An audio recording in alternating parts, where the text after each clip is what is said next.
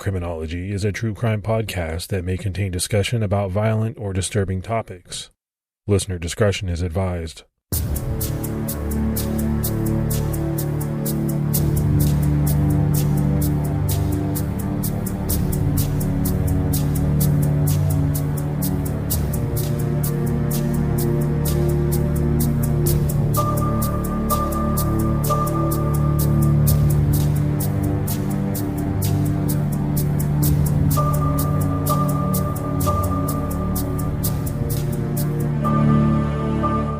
Hello, everyone, and welcome to episode 194 of the Criminology podcast. I'm Mike Ferguson. Normally, my co-host and partner, Mike Morford, would be here with me, but he's under the weather, so he wanted me to apologize to everybody.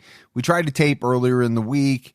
His voice couldn't make it. We waited. His voice is still pretty rough, so we made the decision that I would do this one on my own, and I know Morf is a little upset because this is a case that he's been following for quite some time.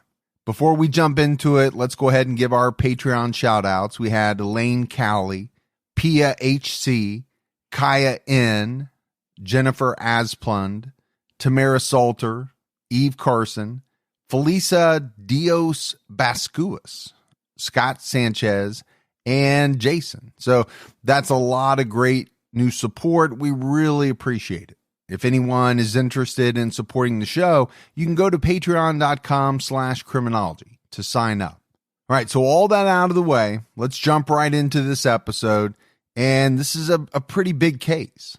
It's a case that we've been holding off on doing because we've been hoping to have something in the way of major developments, fresh news, to include when we did the episode. Well, just days ago, major news came out about this bizarre and strange missing persons case that has captivated people in the true crime community for the better part of a decade. And now it appears that at least part of the mystery has been solved. We are talking about the case of Brandon Lawson. The mystery of what happened to 26-year-old Brandon Lawson began on Thursday, August 8th, 2013. Brandon and his partner, Ladessa, had been arguing that day. In various news reports and online forums, Ladessa is sometimes referred to as Brandon's girlfriend, other times as his wife. They had been together for over 10 years. They met in high school when she was a sophomore and he was a junior, and they had 3 children together.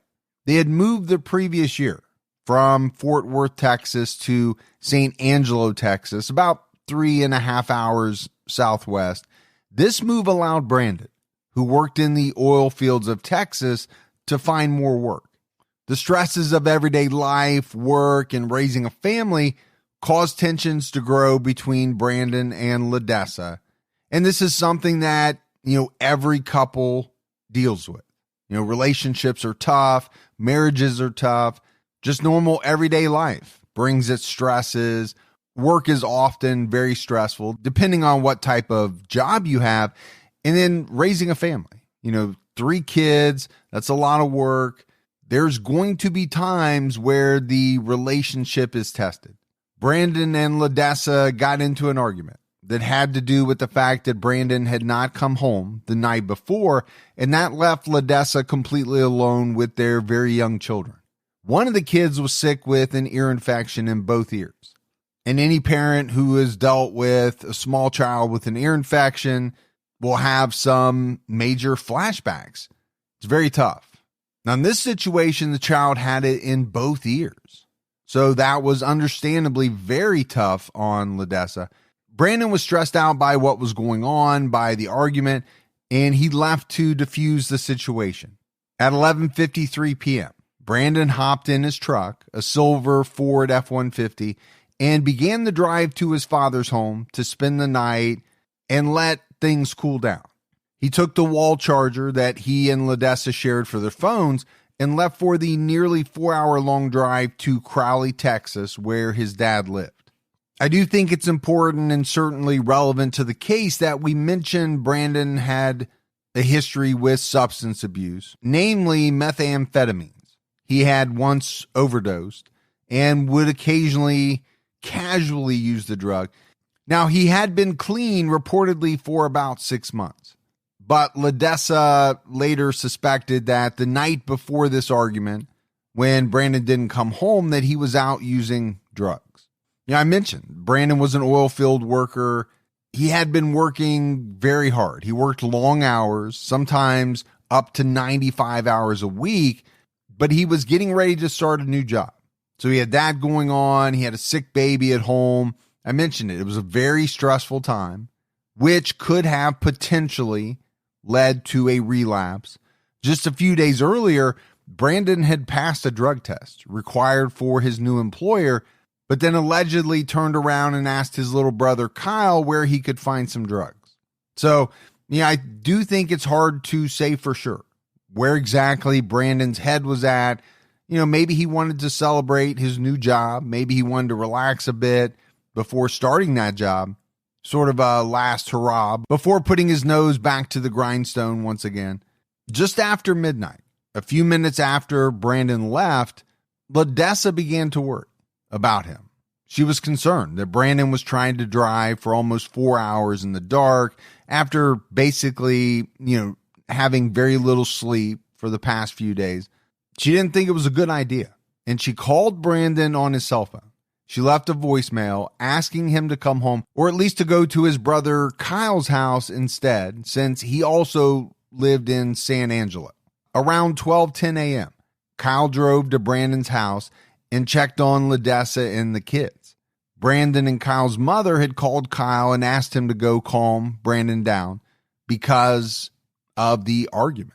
Now, some articles online say that Ladessa had called Kyle, but in a 2019 interview, he said in his own words that his mother had called him out of concern. But by the time Kyle got to the house, Brandon was gone. So I think we have the first mystery in this case. There's a fight. Brandon wants to leave. He wants to diffuse the situation. Maybe it's only going to get worse if he stays. So he takes off. But he makes the decision to drive 4 hours late at night to his father's house. His brother Kyle lives in the same town he does. Why did Brandon not call his brother, try to crash there that night? 4 hours is a long drive in the middle of the night when you're upset, when you've had very little sleep. Just after 2:30 a.m., Ladessa missed a couple of calls from Brandon on her cell phone. A few minutes later, at about 12:38 a.m., Brandon called Kyle to tell him that he was going to run out of gas. He was on Highway 277, heading to the gas station in Bronte, and needed Kyle to bring him a gas can.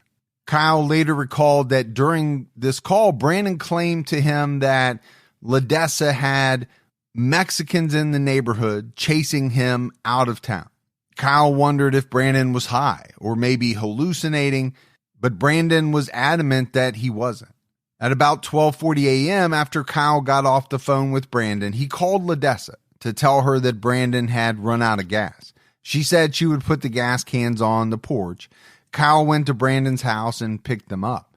When Ladessa brought these cans out, she decided to charge her phone using the car charger since Brandon had taken the one from inside the house, and then she went back inside. But because she didn't have her phone with her, that led to her missing at least another call from Brandon, and that later led to a lot of scrutiny, at least online. This has been, a heavily scrutinized case. A lot of people have had a great deal of interest in it. So, when you look online, there are a lot of people who question how two adults only had one charger that they would share, plugged into the wall, or that Ladessa didn't have anything else that she could plug a USB charger into besides her car. Some people have even questioned whether the phone could be charged with the car off, leading them to not believe Ladessa because the only other option they could think of was that she had stayed in the car all night with it on, which was impractical. But Ladessa has openly stated over the years that she regrets not having her phone by her side. She's wondered for many years if she had answered Brandon's call, would he have given her any information that would have changed the outcome? And I do think this is something that you see in so many cases. Well, two things, actually. One is the scrutiny and the speculation of people online about, how individuals involved with a case acted, should have acted, or didn't act. That's tough, but it's very natural. Amateur sleuths are trying to solve cases like this, so you're going to see questions being raised. Sometimes you're going to see accusations being levied. I think the other part is what you see is regret, remorse, guilt from individuals for maybe not doing something. In this case, Ladessa doesn't have her phone with her. So, for so many years, that would be hard to get out of your head. The what ifs. What if I had my phone on me? What if I had not missed, the last call from Brandon? Could that have changed the entire situation? Now, for the most part, up until this point, things seem to be reasonably normal. A couple gets into a fight.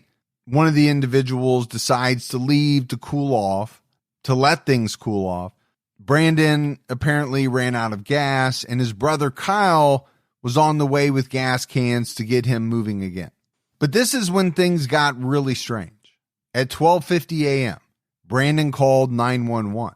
The dispatcher was an overnight nurse at a nursing home in nearby Robert Lee, Texas, just half an hour north. And some people, listening might find this strange, but this is because of how rural of an area San Angelo really is. They didn't actually have trained call takers working in a local station. Instead, nurses working overnight answered 911 calls because they were up all night anyway. What Brandon told this nurse has been hotly debated for many years. I want to play the call, and then we can discuss. 911 emergency. Yes, I'm in the middle of the field. It's like we just pushed some guys over. Right here going towards Javelin on both sides. My truck ran out of gas. There's one car here. You got taken to the woods. Please hurry. Okay, now run that by me. I'm not talking to him. I actually ran into him. Ah, you ran into him. Okay. That's the first guy. Do you need an ambulance? Yeah, no, I need the cops. Okay. Is anybody hurt? Hello? Hello? Hello? So as you can probably tell, that audio was very hard to understand completely. It seemed as though Brandon was out of breath. I think most people agree that he seems to say that he ran into someone, which is about the only thing that it appears the dispatcher understood. Brandon did relay that he was out of gas. At one point, he said, "Please hurry."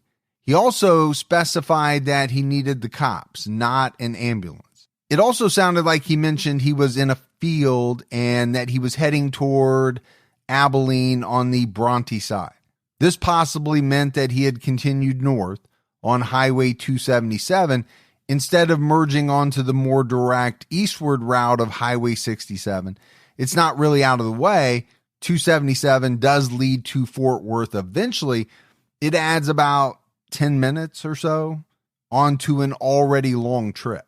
So it's been suggested by some that maybe Brandon was trying to take the back roads, but we may never know. What is known is that the timeline here is incredibly tight, with some calls from Brandon happening back to back, almost within the same minute. There was not much time in between each of these conversations or the messages that were left. This rapid succession of calls, along with the very spotty cell phone reception in the area at the time, could have affected the timeline of the calls. And because of this, we've only included approximate times and have left out numerous calls from Brandon's phone that did not go through or were not answered. But it appears as if Brandon even tried to call his neighbor unsuccessfully, and the neighbor called Brandon back but got no answer. The 911 dispatcher who had taken Brandon's call tried to call him back. She needed more information to help an officer find him, but that call wasn't answered. She left a voicemail. She called him back again a second time, but he still didn't answer. Just minutes after Brandon called 911, a trucker called in from the Stripes gas station in Bronte to report that a truck was partially parked in the road about 3 miles south. So much so that he had to swerve to avoid hitting the truck. What was strange was that it wasn't just parked on the side of the road, out of gas, the way that someone would do if they ran out, but instead, the truck, a silver F-150, was parked with the bed of the truck sticking out into the lane. Now, I mentioned it. This was a pretty rural area. It wasn't all that uncommon for people to run out of gas. It was reported that the nearest gas station was about 30 miles away. But the way the truck that later was proved to be Brandon's was parked was unusual. And this is a point that you see brought up online a lot with people commenting about how they've run out of gas. I think the thought by most is that, okay, even if it happens so suddenly that you pull off, maybe you don't get the car parallel to the road, but it's almost as if Brandon made a right turn to have the truck bed, sticking out the way that it was. At the very least, people question it. They find it unusual. It's just, again, another one of the mysteries in this case. At around 1 a.m., Kyle found Brandon's truck partially in the road. He looked around, but there was no sign of his brother. Now, there was no damage to the truck. There was no indication that Brandon had been run off the road. Kyle made a U-turn and parked across the road. That's when Brandon called him and asked him where he was. Kyle told him that he was parked near Brandon's truck. Headlights from another vehicle were approaching from the north. And Brandon told Kyle, "I can see you. I'm right here." Kyle scanned the area, but he didn't see Brandon anywhere. Brandon then said something to the effect of he saw a cop and told Kyle he should run. Kyle replied to Brandon that he wasn't going to run. He wasn't in trouble. Brandon responded by saying, "Where's your pride, motherfucker?" before the call disconnected. Brandon had an old warrant for possession with intent to distribute from Johnson County. So Kyle later said that he figured he may just have been hiding, afraid of getting arrested when they ran his name. But this is a very strange phone call and a strange situation, right? Kyle is there at Brandon's truck when all of a sudden he gets a call from his brother. He doesn't see his brother, but Brandon says that he can see Kyle. And it sounds like the call was a little frantic, with Brandon telling Kyle that you need to get out of there, you need to run. Okay, why? As Kyle responded, why was he going to run? He wasn't being threatened. He wasn't in trouble. So what was going on in Brandon's mind that he felt as though he needed to warn his brother? The headlights that were approaching were from the vehicle driven by Deputy Neal of the Coke County Sheriff's Office. He had arrived on scene, responding to the call about a vehicle in the roadway. I think what is important here is that most people surmise that Brandon was apparently close enough wherever he was when he was on that phone call with Kyle to see that the approaching car belonged to law enforcement. But if that is true and he was that close, then the question is, why could Kyle not see him? And why did Brandon not, make himself known to his brother? Was it because he was scared? He thought he was going to be arrested, maybe because of this old warrant. There are a lot of theories here. At about 1:18 a.m., Kyle's wife, Audrey, who had gone with him, sent a text to Brandon about Deputy Neal being at his truck, but she didn't receive a reply. A minute later, Brandon called Audrey back, but the quality of the call was not good. Audrey later said it sounded as if Brandon said that he was 10 minutes north and bleeding, but she couldn't be sure. Audrey and Kyle decided to wait for Brandon to return to his truck on his own. Kyle wasn't really worried about Brandon at this point, even though Brandon had potentially said he was bleeding on the call. The way that Kyle said he saw it was that it seemed as though maybe his brother had scraped himself or fallen, something like that, because he didn't mention any incident that would have caused him, some type of major injury. The area was thick with cacti, mesquite trees, and thorny bushes. Both sides of the highway were lined with barbed wire as well. If Brandon had run through a field, he may have had to climb over a fence. Maybe that scratched him.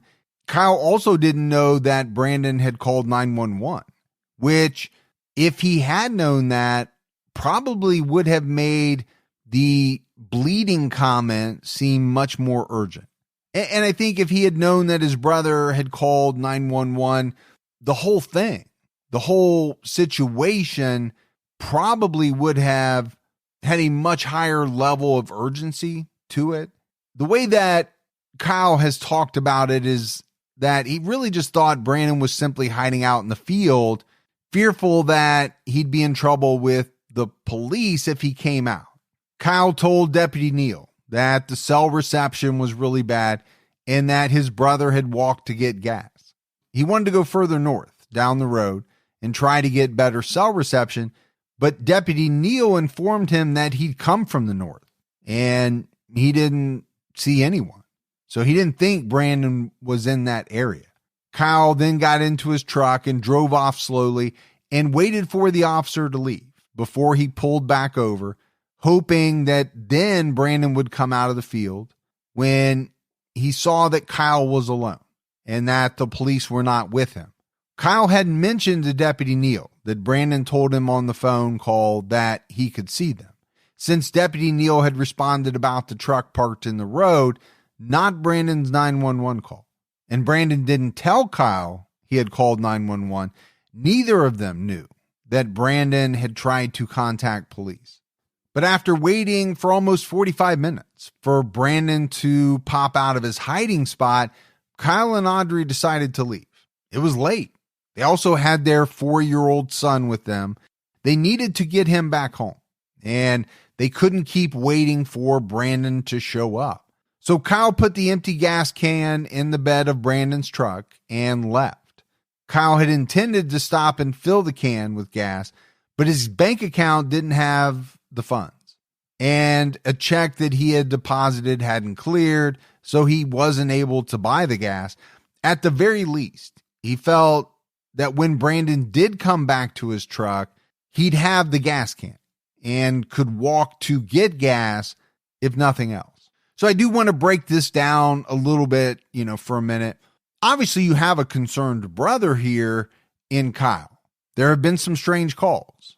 The situation is confusing, but I think based on what Kyle has said, from his standpoint, the way he viewed things, I don't think he viewed this as a serious situation.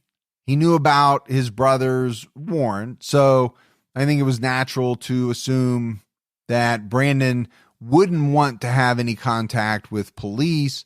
Okay, he mentions possibly that he's bleeding, but again, when you think about the cacti and the barbed wire fences, there's a lot of pretty superficial wounds that could come from things like that would cause bleeding.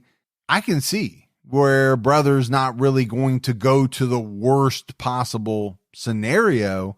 Now, obviously, he would have rather have gotten the gas and left a full gas can in Brandon's truck. His finances didn't allow him to do that, so he did what he could. At least he had a gas can. He thought, okay, my brother's not coming out, but when he does, he'll find the gas can, he'll walk and get gas, walk back to the truck, he'll be good to go. At around the time Kyle and Audrey headed home, an officer had driven Highway 277 from Bronte north and turned around, searching for a stranded vehicle or someone walking along the road. This officer searched for about an hour. There was no one walking on the road. The officer didn't come upon anyone stranded. With officers unable to locate anyone, and the dispatcher unable to reach the caller. This incident, Brandon out of gas and asking for police assistance, was marked cleared. Unfortunately, the officer had been north of Bronte when Brandon's truck was south of Bronte. If you love chilling mysteries, unsolved cases, and a touch of mom-style humor, Moms and Mysteries is the podcast you've been searching for. Hey guys, I'm Mandy. And I'm Melissa. Join us every Tuesday for Moms and Mysteries, your gateway to gripping, well-researched true crime stories. Each week, we deep dive into a variety of mind-boggling cases as we shed light on everything from heists to whodunits. We're your go-to podcast for mysteries with a motherly touch. Subscribe now to Moms and Mysteries wherever you get your podcasts. Around 4:30 a.m., Ladessa woke up and went outside to check her phone. That's when she saw all of the missed calls, as well as a text from Kyle that he didn't find Brandon and the truck would need to be towed. Now, Ladessa said that this was the point where she started to panic. As far as she had known that night, Brandon was headed to see his dad, ran out of gas, and his brother Kyle went to help him. She expected that Kyle went home and that by this point, Brandon was on his way to Fort Worth. She had no idea that Kyle hadn't been able to find Brandon and had headed home without any idea of where he was until she woke up. By later that morning, no one had heard from Brandon. His phone had stopped ringing. It was going directly to voicemail, perhaps indicating that the phone was dead or it had been turned off. Kyle's paycheck finally cleared his bank account, so he drove back out to where he had found Brandon's truck to see if it was still there. This was around 5 a.m. when Kyle found Brandon's truck still parked with no sign of Brandon anywhere. The hazard lights were on. Apparently, the highway patrol had turned them on to warn other drivers of the obstruction, and then they locked up the truck. Kyle even drove down a trail and went to the area under the bridge that runs over the Colorado River, looking for places where Brandon may have been hiding. He yelled Brandon's name a few times, but there was no sign of him. He ended up taking the gas can to get gas and returned, filled the truck up, and once again yelled out that the cops were gone and the truck was gassed up. But there was still no sign of Brandon, so he left. At around 8:30 a.m., Coke County sheriffs had Brandon's truck towed because it was still taking up part of the lane and obstructing traffic. Brandon had the only key, and he was nowhere to be found. Ladessa called the sheriffs to tell them that Brandon hadn't come home and his truck was abandoned, but she later said that she felt as though they seemed disinterested in this information. The next day, on August 10th, police did a cursory search around some of the empty homes and properties not far from where Brandon went missing. In that area, some of the land was only used seasonally, and with no one there, homeowners wouldn't notice anything amiss, so it wouldn't be reported. Police even used a thermal imaging camera to detect human heat signals in the area, but didn't find anything of interest and definitely did not find Brandon. On August 11th, a few people went out searching for Brandon. They searched from about 8 a.m. until noon. Apparently, there was no trace of Brandon other than what could have been a mark from him sitting down under a tree. Searchers noted that it was possible to see the spot where Brandon's truck was parked at from that spot under the tree. So I think from that standpoint, they were hopeful that they were looking in the right area. On August 12th, Deputy Neal, Sheriff Wayne McCutcheon, and Lieutenant Dwayne Gall, a Texas Ranger, had a meeting about Brandon's disappearance. The Coke County Sheriff's Office said that they did not suspect foul play. There was no sign of any struggle, and Brandon was a big guy who could take care of himself. He was 5'9", 230 pounds. It would have been a difficult but not impossible task to subdue him, and they felt that there would have been some kind of evidence of someone attacking Brandon. Yeah, so he was a pretty big guy, but no matter how big you are, someone can come up from behind you, they can surprise you. That's entirely possible. What I think the police were thinking was that, okay, even if that had happened, there would be some signs, whether it was of a struggle or maybe a disturbance in the dirt where someone had fallen down, something like that. So at this point, in the eyes of police, Brandon was an adult who had seemingly avoided their attempts to help him. But they also found out that he had cashed out his 401k from his former employer. So there was a possibility that maybe he had taken off of his own free will. The issue was that those funds, which was less than $1,000, were never actually touched by Brandon because it had to clear his account before he could access it. But that didn't happen until after he vanished. That 401k money, all of Brandon's accounts, and his debit and credit cards were never used after he vanished. And this is something that, is talked about in a lot of disappearance cases. People's money, their bank accounts, their cell phone usage, all of that comes up. It's all important. I think when you're talking about an adult who goes missing, a lot of times police struggle early on to figure out, is this someone who, made the conscious decision that they wanted to leave? Maybe they were tired of their situation, their relationship, their responsibilities, and they wanted to make a fresh start. Or did they meet with some type of foul play? I think what really helps to rule out that first scenario is when people don't touch their funds. You don't see any charges on their credit cards or, their debit cards. Okay, pretty hard to kind of take off and have very little money and not access the money that you actually do have. I think to me, those types of facts lend more credibility to the theory that, okay, something bad happened here. It was hard for authorities and family to figure out where to start searching for Brandon. I mean, obviously there was the point where his truck was found, but he hadn't been near his truck as far as Kyle could see. But Brandon did claim that he could see Kyle. None of the searches by people on foot had come up with anything near the road. The only thing was really that spot under the tree where some theorized that maybe Brandon had sat down. Maybe he had a good vantage point from that spot. On August 13th, Nick Hanna, another Texas Ranger, searched the area by helicopter. According to police reports on the search, it was, quote, determined that Lawson was not on the ground due to the fact that there was a lot of exposed bare ground, even under the short mesquite and cedar bushes.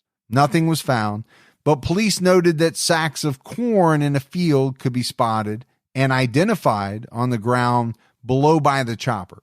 I think that made them pretty confident that Brandon would have been too if he had been out there. Despite Brandon having disappeared near the Colorado River, there was a pretty bad drought that year, and the water wasn't deep enough for an adult to really have been overwhelmed or incapacitated by the water, so they didn't believe that he had fallen into the river and drowned. Suspicion soon turned to Brandon's own brother, Kyle, who was near Brandon's truck when Deputy Neal pulled up with Brandon nowhere to be found. Some people have asked the question, was Kyle only pretending to not know where his brother was? Kyle had his own history with the law. He had his own substance abuse issues, his own warrants. Even Brandon's former coworker, Marcus Jones, was suspicious, telling SanAngeloLive.com that Kyle was kind of tore up about it, but not acting like someone who had just lost his brother, more like he might have known something was coming. He wasn't real informative, but kept to the same story. Now, for his part, Kyle took 2 polygraph tests. The first he apparently failed because he had to cough or clear his throat too many times. But the second test he passed. He has always maintained that he never saw Brandon out there on the highway, only his truck, and that he doesn't know Brandon is or what happened to him. You know, we talk about polygraph tests so often, and obviously there's a reason why, their admissibility has been so severely diminished over the years. It's interesting to me that you can fail, or, a polygraph test can be determined to be inconclusive because you're coughing, you're clearing your throat. Okay, well, how accurate are these things? But I think, when you look at the fact that he passed the second one, if you are a person that takes a lot of stock in polygraph tests, which I think there are less and less people who do nowadays, well, at the very least, you got to think that that first one was probably an outlier just because of the coughing and the clearing of the throat.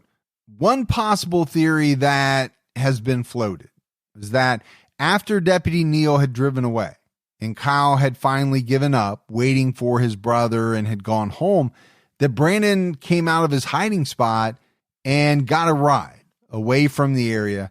His final phone pings were north of where his truck had been found.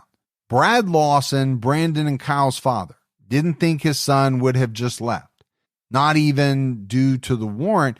In fact, he has stated that Brandon had already been to jail and would have faced the consequences of his actions. He added that Brandon was also actively working with an attorney to clear the warrant up.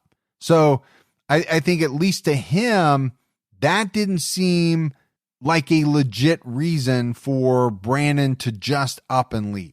Some people continue to circle back to the idea early on by police that Brandon had just walked away from his life because he was tired of the responsibilities of fatherhood, maybe because he was tired of fighting with Ladessa. Kyle stated that he knew that his brother wouldn't have done that. He wouldn't have just run off from his family because his brother wasn't a coward. And running away from your family was something that a coward would do. Friends and coworkers came forward to say that they had heard Brandon talk proudly of his kids all the time. So abandoning them didn't seem like something that, at least to them, Brandon would do. His coworkers teamed up to keep looking for Brandon, thinking that the clues were out there to what happened to him in the area where he vanished. Some of the landowners along Highway 277 wouldn't let Brandon's family or private investigator Paula Boudreaux search their property. That hampered some attempts to locate him.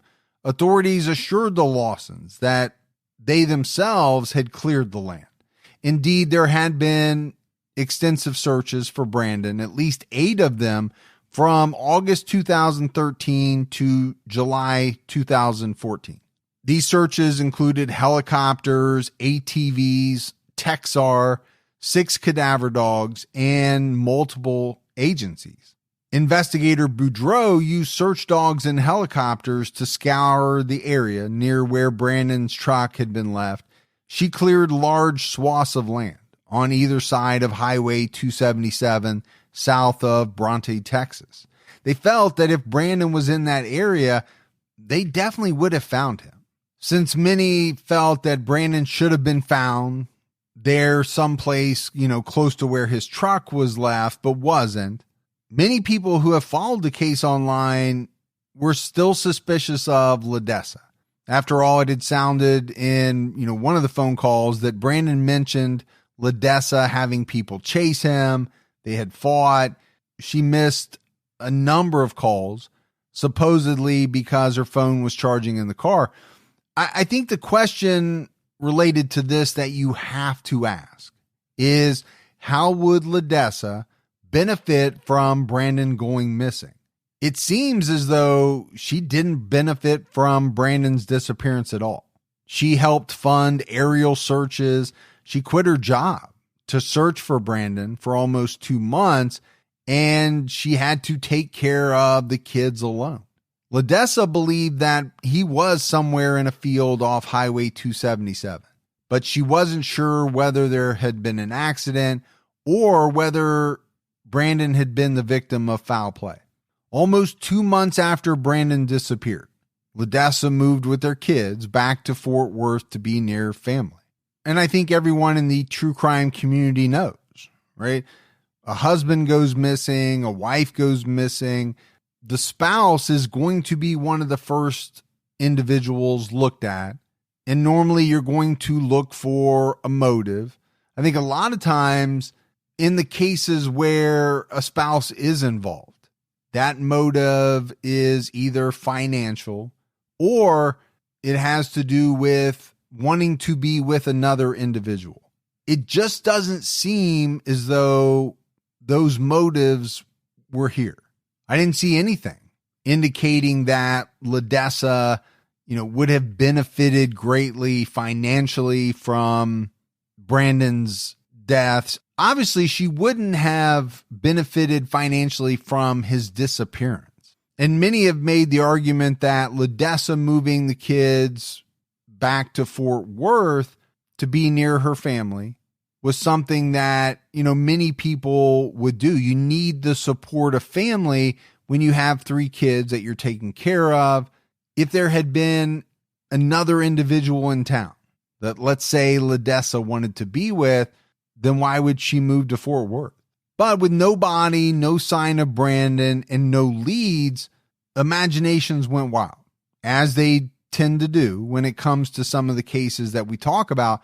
It's also very important to note that Brandon's history with methamphetamine use had not been disclosed to the public when he first went missing. There were rumors that he could have been involved with drugs.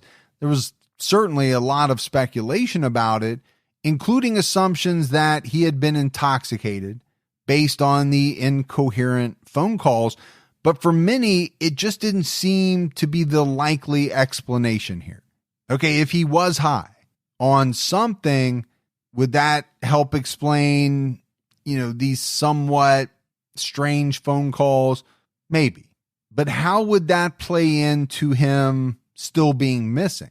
Even if you argue that Brandon died from a drug overdose or succumbed to the elements, where was his body? There had been a lot of searches that had taken place. They hadn't turned up anything. In 2019, Kyle was interviewed and confirmed that he believed that Brandon was high and possibly hallucinating that night. He told our pals Tim and Lance from the podcast Crawl Space, "I know for a fact that he was high on methamphetamine." Now, I think a lot of the speculation around this case surrounds the 911 call made by Brandon. Some people think you can hear someone else with Brandon on that 911 call. Theories have ranged from the person being a friend who was also in trouble, possibly running from someone, to the recording having picked up the voice of whoever Brandon was running from. One very popular transcription of the 911 call includes the supposed second voice saying, "Protect yourself." Okay, so that brings up an important question. Why would someone warn the person they were chasing to protect themselves? And I think this has led many people to believe that a warning from a likely bad guy just does not make a whole lot of sense. Now, there are some echoes, or what you could say sound like voices that you can hear on the 911 call recording, especially when you slow it down or you listen to it over and over. You can also hear what sounds like a faint "yeah" before Brandon answers, "No, we need the cops," as if someone else could hear the dispatcher and wanted an ambulance. Unfortunately, it could have been picked up by the device recording Brandon's 911 call. Now, if you really want to go down a rabbit hole, there are countless Reddit discussions and debates. You'll see a lot of conversations about a staper, a scraper, a sniper, or a state trooper. All possible words that people believe Brandon could have said. It's almost like reading a Mad Lib. You can put anything in there that starts with an S and rhymes to fill in the blank. In the recording of Brandon's 911 call, you can hear two sounds that don't sound like words, but actual noises, distinct and different from words. One might describe them as faraway bangs or loud clacks, but many of the transcriptions of the call online label these two sounds as two gunshots. And this was a theory that was very often discussed in the wake of Brandon's disappearance. The sounds, interpreted by some as gunshots, made people wonder if there really was someone chasing him, or perhaps he was trespassing in someone's field and a landowner had shot him, never confessing to stay out of trouble or just to avoid the hassle of an investigation and more unwanted people on their land. Kyle's 2019 interview revealed that he thought the sound was familiar, but he thought it was the sound of a large truck going over the bridge. And he believed that the echo resulted from Brandon being underneath the bridge. So, as I mentioned, a lot of discussion, especially online, about this case. People really have been left to their own guesses at what Brandon might have been saying without really a ton of context from his life or knowledge of what he sounded like. So for years, the debate raged on. In 2019, Kyle Lawson confirmed that he thought Brandon was trying to say state trooper in the call, but that he was out of breath. When Brandon called him before Kyle showed up, he sounded like he was moving, like he was out of breath, very similar to how he sounded on the recorded 911 call. Kyle says that this was different than the call he got from Brandon while Kyle was standing at the truck near Deputy Neal. He said at that time, Brandon sounded like he was standing still somewhere. Kyle also mentioned or cleared up that there really are no state troopers in that area. If Brandon thought state troopers were chasing him, he probably was hallucinating. But for many, this doesn't mean that no one was chasing him. Again, the debate about Brandon's final recorded words and his fate was hotly debated. But the investigation into his disappearance slowed. There really just was very little new information. For years, the only trace of Brandon ever being on that highway was a red cross placed there in his memory. For Ladessa, that wasn't enough. Though she believed she would be bringing home his remains someday, it was something she and his whole family still desperately wanted. No matter what happened to Brandon, they wanted to have his remains. Eventually, the 401k money sitting in Brandon's account went to the state to help cover child support costs. So for many, many years, there was nothing but endless speculation over Brandon's fate. Then on February 4th, 2022, it was announced that the remains of Brandon Lawson had been found after 8.5 long years of searching and waiting. Though DNA testing had yet to confirm the skull that was found was Brandon's, his family has released a statement about the discovery, confirming that in their hearts, they know it's Brandon. On January 15th, 2022, a small team of searchers led by Jason Watts, who has acted as a spokesperson for the family for years and who never gave up on finding out what happened to Brandon, found a Nike Air Max shoe, the same kind Brandon was wearing when he left his house, and then another about 50 to 70 feet away from the first. It was said that it was embedded in the dirt. Not far from the shoes, a pair of tap-out shorts with a camouflage print was found. It was at that point that the Texas Rangers were called in for the search on February 1st, and very quickly, the remains were found 400 feet from the area where the clothing was found, just over about a football field away, basically. The skull was sent to the University of North Texas to be DNA tested. This property where Brandon was found was right off of Highway 277, directly in the search area. It had been flown over, supposedly, with no sign of Brandon. This was not a new out of the way area. Instead, it appeared that Brandon was basically exactly where he was last known to be. And I think this was shocking to many people because that area had been searched so extensively, right? Authorities had come out and said, if he was there, we would have found him. Well, now it appears as though that was incorrect.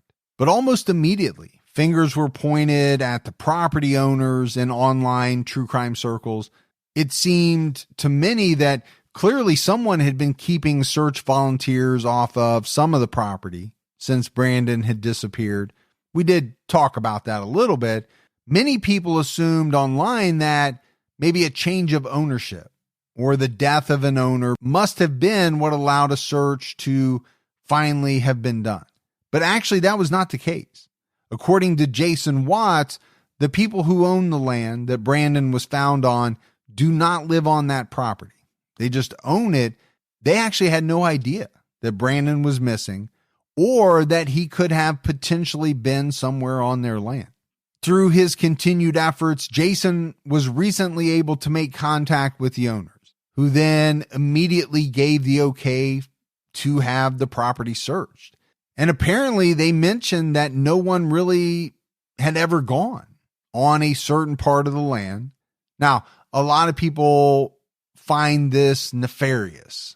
You know, for many, the term conspiracy theory comes to mind because for years it had been said that all of these different areas had been searched and some of the areas couldn't be searched because landowners wouldn't allow it. Now it comes out that, okay, they didn't even know about it. So how could they not have allowed it if they were never asked? So was it that police just didn't search it because they didn't get permission? And a lot of people have made the claim that, well, maybe they didn't try all that hard to get permission. You would think that in 8 years, someone would have seen the remains while tending to the land. But, you know, if this was a big plot and nobody literally ever went back there, I don't think that's all that outlandish to believe that he was never discovered. According to Jason Watts, there's no reason at all to suspect the landowners of anything shady. In fact, he has said the property owners were very friendly and cooperative. Now, obviously, we're still anxiously awaiting more updates. Any type of official word that Brandon's DNA has been matched to the remains found, any released information about what actually happened to Brandon that night. We know where he was, and we presumably know where he ended up. But there are still a lot of questions that are unanswered. If the remains are Brandon, what happened to him during that span of time? What kept him there? Hopefully, a cause of death can be determined, but at the very least, Brandon's family may have some answers and may be able to lay him to rest. So I do believe that many people are supposing that these remains are the remains of Brandon Lawson. If they are, then it really takes many of the theories out of play, right? Him leaving on his own voluntarily, you know, going far away from where he left his truck, you can kind of take all of that off the table. Then it becomes, okay, what happened to Brandon from the time that his truck ran out of gas, the time that he spoke to his brother Kyle on the phone? Was this some type of accident that resulted from, you know, drug use? Did he meet with foul play? Someone ended his life and then, you know, left his body in the field. And unfortunately, it just wasn't discovered amid all the various searches that took place. If he did meet with foul play, then the questions are who and why. You know, was this a crime of opportunity? Was this a serial killer, you know, traveling the roads who came upon someone who was obviously out of gas? Or was the perpetrator someone known to Brandon? Maybe someone who had a grudge against him. I think if you go down that road, then you have to speculate as to how this person knew that Brandon was where he was that night. Was someone following him from the time that he left the home and pounced on the opportunity once Brandon ran out of gas? And I hope there is a lot more information to come out because there still are so many unanswered questions. But you can also see why this is a case that has captured the attention of the true crime community for many years. There are a lot of unique and strange aspects to the case, from the phone calls to, what was said on those phone calls. If Brandon was hiding close by, why didn't he come out after the law enforcement officer left and Kyle was calling out to him? Was it because by that time he had already been hurt or even possibly killed? Brandon Mason Lawson was 26 years old when he went missing. He was a father of 4.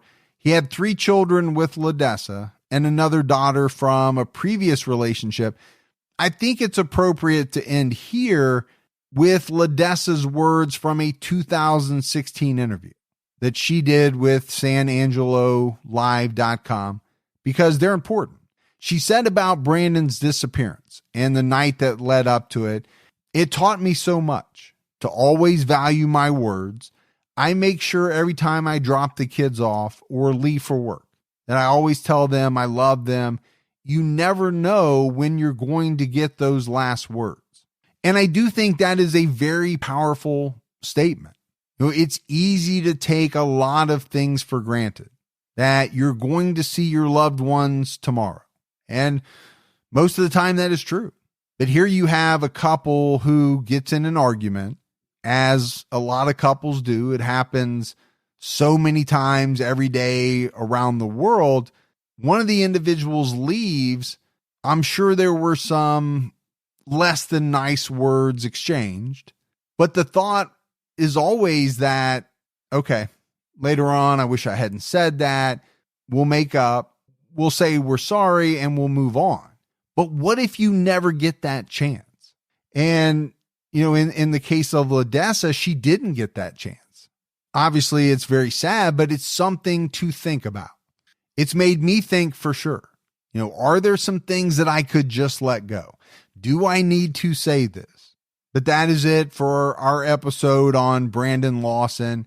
It's not the end, though, right? We're waiting on so much information to come out to see what, if anything, they can determine from the remains.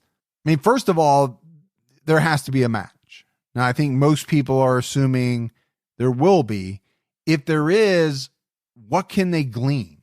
But I know Morf and I, just like many of you in the true crime community, will be watching this story, waiting for the updates to come out because we want to know. I think a lot of people want to see this mystery solved. Thanks goes out to Sunny Landon for her help in researching and writing this episode. As always, if you love the show but you haven't done so yet, take a minute, go out, give us a review. Keep telling your friends who are into true crime about the Criminology podcast. That really goes a long way. And interact with us on social media. You can find us on Twitter with the handle @CriminologyPod. You can find our Facebook page, our Facebook discussion group. Just search for Criminology Podcast. And Morf and I will be back with you next week. I'm sure by then Morf's voice will be back in tip-top shape and we can do the episode together. So look out for an all-new episode next Saturday night. So until then, for Mike and Morf, we'll talk to you next week.